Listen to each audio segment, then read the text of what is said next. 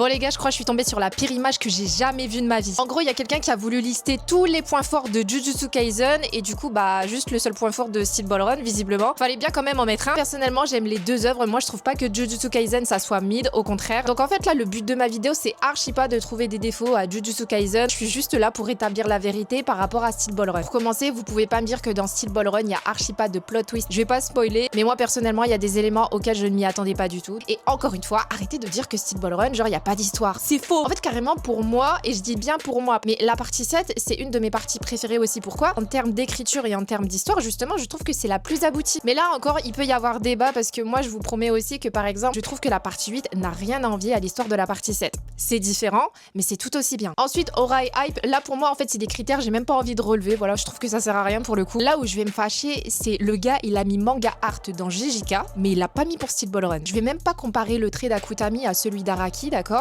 Moi, j'aime beaucoup les deux. Mais par contre, je suis désolée, les deux ne jouent pas dans la même cour. Je suis désolée, c'est la vérité. Il y en a un qui s'est fait exposer au Louvre et l'autre non. Je dis pas que c'est un gage de qualité, mais ça veut quand même dire quelque chose. C'est pas un musée de seconde zone, le Louvre. Vous voyez ce que je veux dire ou pas? Araki, ça a été l'un des premiers mangaka à être exposé en France, dans un musée prestigieux comme le Louvre. Donc vous allez le respecter. Emotional Impact, alors là, encore une fois, je trouve que c'est faux. Vous avez des moments, je vais pas spoiler, mais vous avez des moments en fait qui vous prennent au trip. Surtout, c'est que la fin de la partie 7, pour moi, c'est l'une de mes fins préférées, toutes parties confondues. Et ensuite, on a l'animation. Là, je suis un peu mitigée. Je préfère l'animation de JJK à celui de Steel Ball Run. Mais en fait, je sais pas si on peut dire que Jojo brille par son animation. Vous voyez ce que je veux dire ou pas?